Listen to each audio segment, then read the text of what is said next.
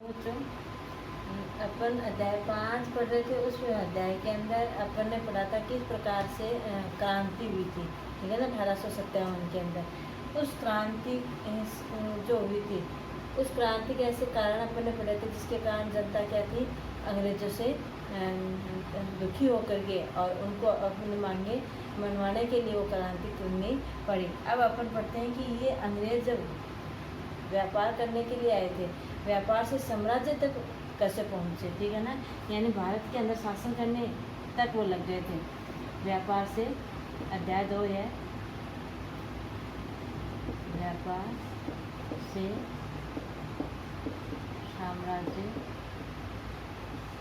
तक, यानी अंग्रेज जब आए थे भारत में, उस समय वो आए तो क्या करने के लिए थे, व्यापार करने के लिए आए थे। लेकिन व्यापार के साथ साथ उन्होंने और अपने शासन को चलाना शुरू कर दिया था, यानी भारतीय समाज के ऊपर, भारत के अंदर और अपने साम्राज्य का विस्तार करने लगे थे। यहाँ जो राजा महाराजाओं का जो शासन था उनको हटा करके और पूर्ण तरीके से शासन की जो बागडोर है वो अपने हाथों में लेने लग गए थे। तो वो इस चैप्टर के अंदर पढ़ेंगे। अब पहला है कि मुगल बादशाहों में औरंगजेब आखिरी शक्तिशाली बादशाह था। अब जब ये व्यापार करने के लिए आते हैं भारत के अंदर, कौन सी 1600 ईस्वी के अंदर, और किसकी स्थापना करते हैं, ईस्ट इंडिया कंपनी की स्थापना की जाती है।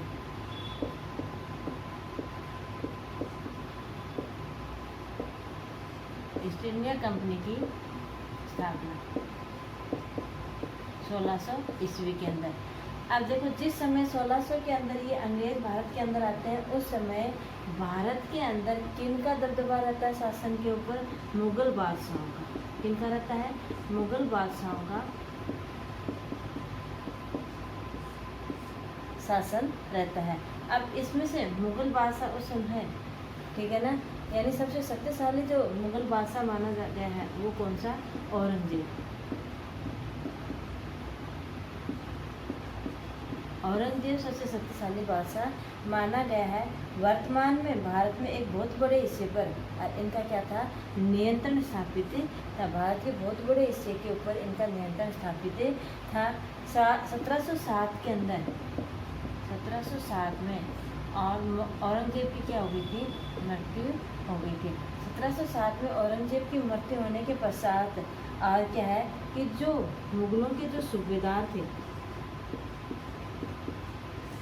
और जमींदार, क्यों अभी जमींदार, ये क्या करने लगे थे, अपनी ताकत दिखाने लगे थे। यानी इन्होंने भी ये सोच लिया कि अब हम क्या कर सकते हैं, अब हम शासक बन सकते हैं, हम शासन कर सकते हैं। इसलिए इनमें आपस में क्या है, होड़ होनी शुरू हो गई थी और क्या करने लग गए थे, विभिन्न क्षेत्रों के भागों पर क्या अपना कब्जा स्थापित करने की होड़ करने लग गए थे, ठीक है।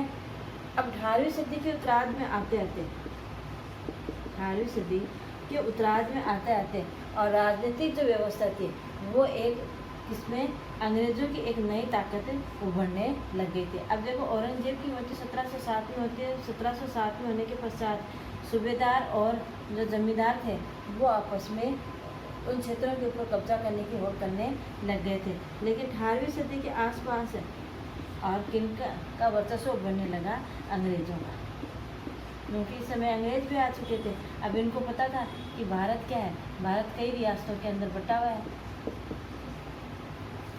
भारत कई रियासतों के अंदर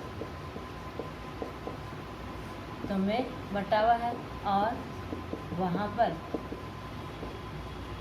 अनेक शासकों का हर रियासत में अपने शासक को शासन था। और ये शासक दूसरी रियासतों को अपने क्षेत्र में मिलाने के लिए अक्सर क्या करते रहते थे, युद्ध वगैरह करते रहते थे। अब अंग्रेज़ों ने एक तरफ इन लोगों के बीच में शासन की स्थापना करने के लिए होड़ लगी हुई थी, दूसरी तरफ रियासतों के अंदर जो बटा हुआ था उसमें जो अनेक जो शासक थे उनके मध्य युद्ध करके और अपने साम्राज्य का विस्तार करने की होड़ लगी हुई थी। ऐसी स्थिति का फ़ायदा उठा करके और अंग्रेज़ों ने भी क्या करना चाहा, अपनी सत्ता स्थापित करनी चाहिए, ठीक है ना। अब इसका कैसे उदाहरण है कि 1857 की क्रांति में अपन ने पढ़ा कि ब्रिटिश शासन के विरुद्ध 1857 में ब्रिटिश शासन के विरुद्ध क्या हो गया था, भारी विद्रोह शुरू हुआ था। उस विद्रोह के अंदर अंग्रेजों ने भारतीय क्रांतिकारियों ने बहादुर शाह जफर को अपना अंतिम सम्राट घोषित किया था। इस बहादुर शाह जफर को अंतिम सम्राट घोषित करने पर अब चुनौती किसे मिलने वाली थी, बहादुर शाह जफर से, मुगल बादशाह को। अब बहादुर शाह जफर को अंग्रेजों ने क्या देती, रंगून की जेल में ले जाकर के डाल दिया और उस क्षेत्र के ऊपर किसका कब्जा कर लिया, अपने खुद का कब्जा अंग्रेजों ने कर लिया। अब देखो टॉपिक आता है पूर्व में, क्योंकि अपन जहाँ से अंग्रेज आए थे, ठीक है ना, इस तरह से ये भारत की स्थिति है। तो ये कौन सा है, अरब सागर है,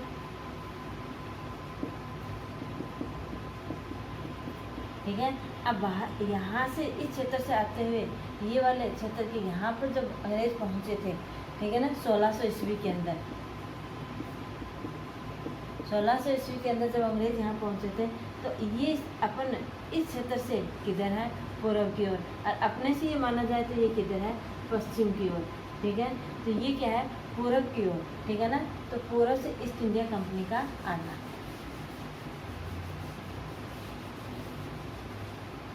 पूर्व से, पूर्व में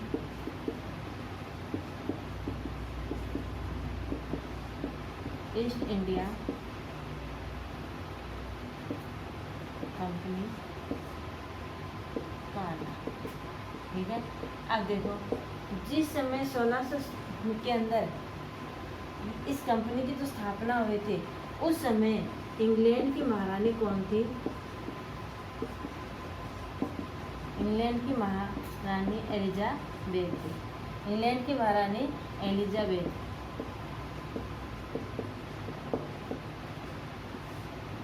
प्रथम जिस समय भारत और अंग्रेजों के मध्य व्यापार करने के लिए एक समझौता होता है, हस्ताक्षर होते हैं 1600 ईस्वी में, उस समय भारत के अंदर शासन तो होता है मुगलों का होता है, और फिर अंग्रेज जैसे ही यहाँ पर आते हैं और कंपनी स्थापना कर व्यापार के लिए अनुमति देते हैं, उस समय इंग्लैंड के अंदर और कौन थी, एलिजाबेथ प्रथम, और इसने क्या किया था कि राजीनामा हासिल किया था, इजाज़तनामा हासिल कर लिया था, यानी एलिजाबेथ ने और इजाज़त ले ली थी भारत में व्यापार करने के पश्चात कंपनी से पूरे से व्यापार करने का क्या मिल गया था, एकाधिकार मिल गया था। अब यहाँ पर व्यापार करने के लिए जैसे ही ये एकाधिकार जो मिला है इनको, इस एकाधिकार का यानी इजाज़तनामा जो मिला, इस इजाज़तनामा के अंदर ये कह दिया गया कि कोई भी इंग्लैंड की कोई और व्यापारिक कंपनी इस इलाके में ईस्ट इंडिया कंपनी की होड़ नहीं करेगी, ठीक है, क्योंकि ये अपना वर्चस्व बनाए रखते थे। और ये एलिजाबेथ ने कह दिया था कि इंग्लैंड की बाकी जो कंपनी है वो कंपनियां यहाँ जा कर के और होड़ नहीं करेंगी, यानी इस कंपनी के बराबर में इंग्लैंड से अन्य दूसरी कंपनी नहीं खोली जाएगी। इस चार्टर के सहारे और क्या है, ये लोग समुद्र पार करके और नए इलाकों को क्या करने लगे, भारत में आकर के खंगालने लगे। जिन क्षेत्रों के ऊपर भारत के जो तटीय इलाके थे उनके ऊपर उसने सबसे पहले क्या किया, अपने ऑफिस स्थापित किए अपनी कंपनियों के लिए, क्योंकि यहाँ से इनसे समुद्री मार्ग के द्वारा और सामान अच्छे से ले जाया जा सकता था। इसलिए सबसे पहले जैसे जैसे अंग्रेज आते गए भारत के अंदर, तो भारत के जो तटीय इलाके हैं उन तटीय इलाकों पे अपना वर्चस्व बनाना शुरू किया था। अब यहाँ से आने के पश्चात ये ईस्ट इंडिया कंपनी जो है सबसे पहले कहाँ से शुरू करती है, बंगाल से, और अपना व्यापार शुरू करती है। पहुँचते सबसे पहले इंडिया समुद्री मार्ग की खोज करने वाला व्यक्ति तो कौन सा था, 1498 के अंदर किसने खोज की थी, वास्को डी गामा ने,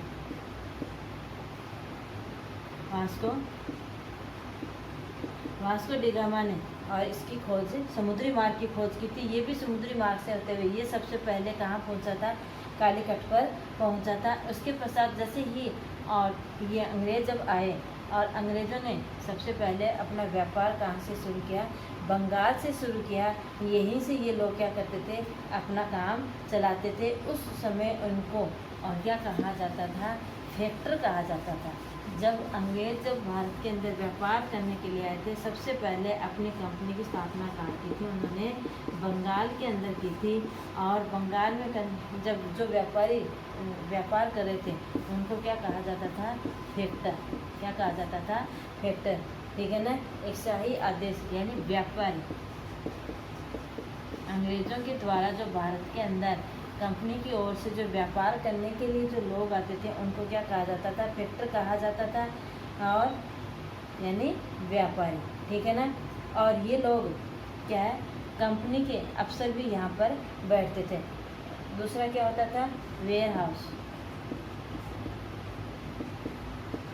यहाँ पर क्या है, कंपनी के अधिकारी बैठते थे, तो जो इंग्लैंड से नियुक्त होकर के जो आते थे वो यहाँ पर बैठते थे। इसके पश्चात और वो क्या है, 1696 तक आते आते और क्या बनाना शुरू कर दिए, किले वगैरह भी बनाने शुरू कर दिए। क्योंकि इस बंगाल वाले क्षेत्र से जब व्यापार करने के लिए भारत में आए थे, उस समय धीरे धीरे उन्होंने और किसानों की कृषि के ऊपर भी अपना कब्जा स्थापित करना शुरू कर दिया। वहाँ के कुछ क्षेत्रों को उन्होंने क्या कर लिया, खरीद लिया था। कुछ क्षेत्रों को वहाँ से खरीद लिया और उनसे जो आय प्राप्त होती थी उस आय का भाग और वो कहाँ ले जाते थे, इंग्लैंड ले जाने लग गए थे। इसीलिए कहा गया था संपत्ति का निकास होने लग गया था, ठीक है ना। इस 1606 के अंदर 1696 तक आते आते और उन्होंने भारत के अंदर क्या बनाने शुरू कर दिए, किले वगैरह बनाने भी शुरू कर दिए, यानी अपने साम्राज्य का विस्तार करना भी शुरू कर दिया। और इस तरह से वहाँ पर कि चारों तरफ से, आबादी के चारों तरफ एक किला बनाना शुरू किया ताकि लोगों को वो क्या कर सके, अपने अधीन कर सके। और कंपनी को बिना शुल्क चुकाए क्या जारी किया जाता था, फरमान जारी किया जाता था। फरमान क्या होता है, शाही आदेश, फरमान जारी किया जाता था, ठीक है ना। ये फरमान क्या होता था, शाही आदेश होता था जो अंग्रेज़ों की तरफ से दिया जाता था। ज़्यादा से ज़्यादा अब अंग्रेज़ क्या करने लगे, कंपनी की से ज़्यादा रियासतें हासिल करने के लिए, क्योंकि अब मैंने बताया ना कि यहाँ रियासतें थी, तो सबसे ज़्यादा से ज़्यादा रियासतें हासिल करने के लिए और उनके रियासतों के शासकों के अधिकारों का क्या उठाने लग गए थे, फ़ायदा उठाने के लिए लग गए थे। जैसे कि उदाहरण दे रखा है कि औरंगजेब ने के फरमान से केवल कंपनी शुल्क व्यापार की ही छूट नहीं थी, बल्कि क्या कर दिया था, व्यापार औरंगजेब ने फरमान से केवल कंपनी को ही शुल्क व्यापार का अधिकार मिला था। ये कंपनी अब से निजी तौर पर क्या चलाते थे, व्यापार चलाते थे। उन्हें ये छूट नहीं थी कि शुल्क चुकाने से वो क्या कर सकें, इनकार कर सकें। ये आदेश था, यानी वो शुल्क चुकाएंगे, ठीक है ना। व्यापार जितना व्यापार करेंगे उसका क्या चुकाना पड़ रहा था, उनको शुल्क चुकाना पड़ रहा था। और शुल्क चुकाने के लिए वो इनकार भी नहीं कर सकते थे। बंगाल के अंदर राजस्व वसूली क्या हो गई थी, कम हो गई थी। और लोग उस समय वहाँ का नवाब जो था मुर्शीद कुली खां, उस चीज़ का क्या करने लग गया था, विरोध करने लग गया था। क्यों? क्योंकि ये जो फैक्ट्री व्यापारी जो थे वो किसानों की जो कृषि थी उसको क्या करने लग गए थे, खरीदने लग गए थे। और इससे जो शासक वर्ग था उसको कर के रूप में आय कम प्राप्त होने लगी। क्योंकि बंगाल का उस समय शासक कौन था, मुर्शीद कुली खां। बंगाल का शासक कौन था, मुर्शीद कुली खां।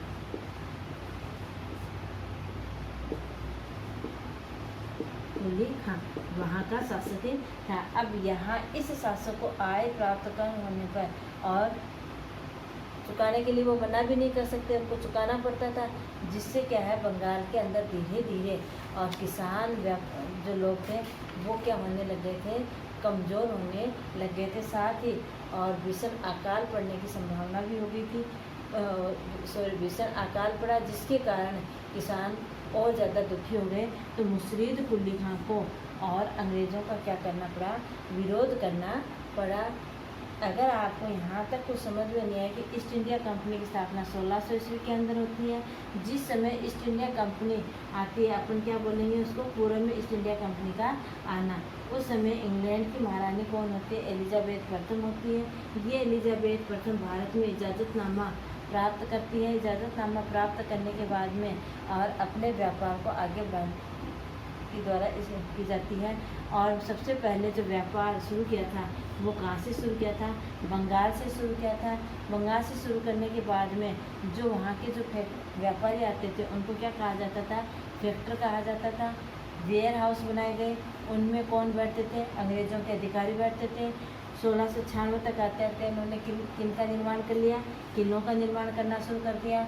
जो व्यापारी कृषि थी उसको वो व्यापार के तौर पर उन क्षेत्रों को वो खरीदने लग गए थे और उनसे ही सीधा क्या कर लेना शुरू कर दिया। और जिसके कारण क्या था कि वहाँ के जो शासक थे, क्योंकि उन्होंने सीधे किसानों से ही कर लेना उचित समझ लिया, इसके कारण जो उस क्षेत्र के जो शासक थे उनकी आय कम हो गई और उनको कर के रूप में भी अलग से उनको देना पड़ता था शुल्क। इसके लिए और मुर्शीद कुली खां वहाँ का जो नवाब था उसने अंग्रेज़ों का क्या करना शुरू कर दिया था? विरोध करना शुरू कर दिया था। अब देखो अपन आगे वाले वीडियो में पढ़ेंगे कि इस मुर्शीद कुली खां को हटा करके और किसको नवाब बनाया जाता है, उस नवाब से वो कितना कर लेते हैं, ये अपन आगे वाली वीडियो में पढ़ेंगे। अगर यहाँ तक कोई समझ में नहीं आया तो आप कमेंट बॉक्स में लिख करके पूछ सकते हो। धन्यवाद।